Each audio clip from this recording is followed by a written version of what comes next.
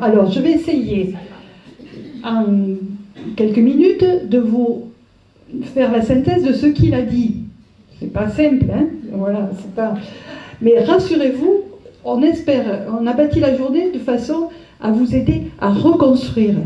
À partir de ce qu'il a dit, on a décapé la vérité un petit peu historique, on va essayer de reconstruire. On va reconstruire pour les enfants, mais pour nous aussi, hein, puisque c'est lié. Donc, le titre c'était « La Bible dit-elle vrai ?»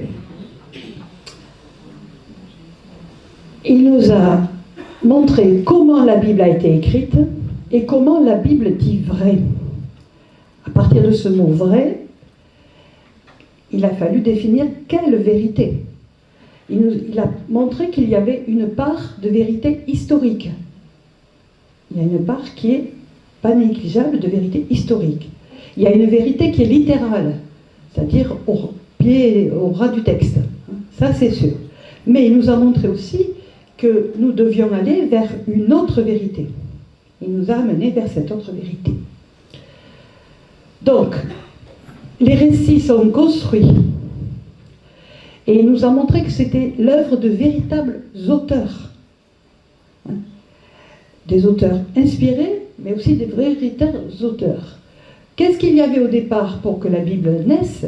Il y a eu une expérience fondatrice, qui a été la découverte de la foi au Dieu unique. Ça, c'est l'expérience, elle est là la vérité. Et ils ont découvert un Dieu qui crée par amour et qui libère.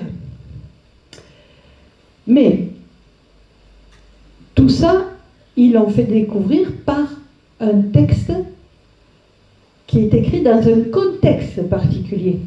Il a bien montré qu'il y avait un contexte social, culturel, historique, et que nous devons en tenir compte. Ce contexte, je vous le résume, c'est au moment de l'exil à Babylone, quand le peuple a tout perdu. Il a perdu ce qui le fondait, ce qui faisait son identité. Il a perdu sa terre, son roi, son temple, le temple qui était le lieu de la présence de Dieu.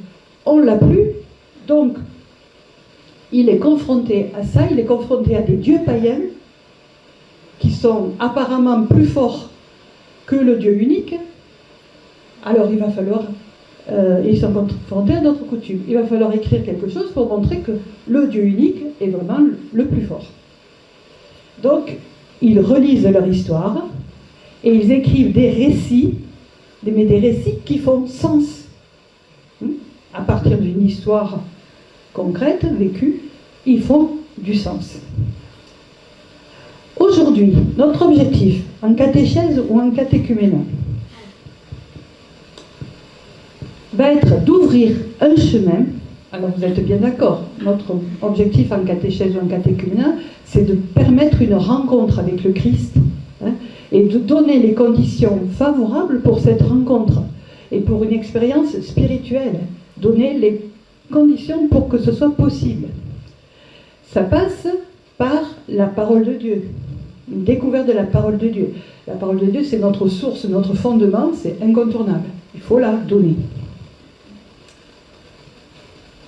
Ça veut dire que nous allons d'une expérience spirituelle qui est celle des auteurs bibliques à une autre expérience, une expérience spirituelle qui est la nôtre, personnelle, ou celle que les catéchisés vont devoir faire, vont pouvoir faire si on leur donne bien les conditions nécessaires. D'une expérience spirituelle à une autre expérience spirituelle, c'est ça notre fondement. Donc pour l'animateur, en catéchèse et en catéchuménat, on va aller vers l'appropriation du texte, et vers le sens, pour mener vers cela, au-delà d'une première lecture littérale. Il va falloir, dans un premier temps, donner le texte tel qu'il est décrit, mais amener vers ce sens, au-delà de cette première lecture. Ça veut dire qu'il faut avoir déjà fait soi-même ce chemin-là. Avoir déjà fait cette expérience-là, ce passage-là.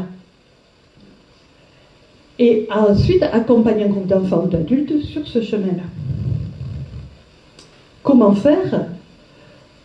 Mais on va partir des questions que cela pose, comme vous posez des questions, les enfants aussi, les catéchumènes aussi. On va gérer les questions pour les déplacer. C'est ce qu'on va apprendre à faire ce matin. Partir des questions pour les gérer, les déplacer, essayer de reconstruire à partir de cette déconstruction. Déconstruction, reconstruction, toujours. Oui, pourquoi? Parce que prendre le texte au pied de la lettre, vous le savez bien, ça peut être dangereux. Quand Dieu dit « je vais exterminer ce peuple », si vous le prenez au pied de la lettre, vous voyez quel Dieu vous avez dans la tête. Donc on est bien obligé de passer à un autre sens. Et notre travail de catéchète, je dis catéchète comme ça j'englobe catéchuménat et catéchiste, hein, parce que quand on dit catéchiste, on pense trop aux catéchistes d'enfants. Là, quand je dis catéchète, j'englobe aussi les animateurs en catéchuménat. Donc notre travail de catéchète, ça va être de faire dépasser ce premier niveau de lecture pour accéder à du sens. Sinon, c'est grave. Et notre travail, ça va être de faire évoluer les images de Dieu à la lumière de la pédagogie de Dieu lui-même. Il nous a bien montré, Pierre de Berger, que Dieu, dans la Bible, se dévoilait progressivement. Il l'a dit plusieurs fois. Il se révèle progressivement. Et on voit bien, avec certains textes, qu'il y a des visions différentes de Dieu. Et dans nos vies aussi, on a des visions différentes de Dieu. Et ça aussi, il faut les respecter. Hein. Voilà, dans l'histoire du peuple et dans nos vies. Ça veut dire qu'il n'y a pas d'urgence pour les enfants et pour les adultes de tout savoir tout de suite. La révélation, elle est progressive. Il y a une expérience spirituelle au départ, c'est sûr, une catéchumène qui vient demander le baptême, il a fait une expérience, mais la découverte après sera progressive. Prenons le temps, parce que c'est le projet de toute une vie, et vous le savez bien, que vous personnellement, moi personnellement, on est toujours en train de découvrir. On n'est pas arrivé. Donc on va faire évoluer les images de Dieu, passer d'un Dieu guerrier au Dieu d'amour qui combat pour l'amour. On le reprendra cet après-midi, ça. Hein, comment faire évoluer cette image de Dieu. Et là, c'est libérant. C'est libérant. Parce que tous les textes de la Bible, on peut les prendre pour nous, comme un Dieu qui combat pour nous faire faire un passage de chaque jour vers le Dieu qui combat, mais un Dieu qui combat pour l'amour dans nos vies. Aujourd'hui, ce que nous allons faire avec vous, nous allons commencer par écouter un texte que vous connaissez bien. C'est Luc 24, Emmaüs. C'est connu, hein, tous les documents de catéchèse longs. Donc c'est important qu'on le travaille. Vous allez essayer de l'écouter avec un œil neuf. Pas facile. Une oreille neuve. Merci. Nous allons le questionner, ce texte, au plus près du texte. Après, nous aurons un temps d'analyse. Analyser les questions. Et nous apprendrons à gérer les questions et surtout à les déplacer. À les déplacer. Cet après-midi, nous présenterons les fondements pédagogiques, exégétiques et pédagogiques de la catéchèse et nous travaillerons beaucoup la posture de l'animateur. Moi, en tant qu'animateur, comment je peux gérer un groupe pour faire tous ces déplacements. Voilà, je vous remercie.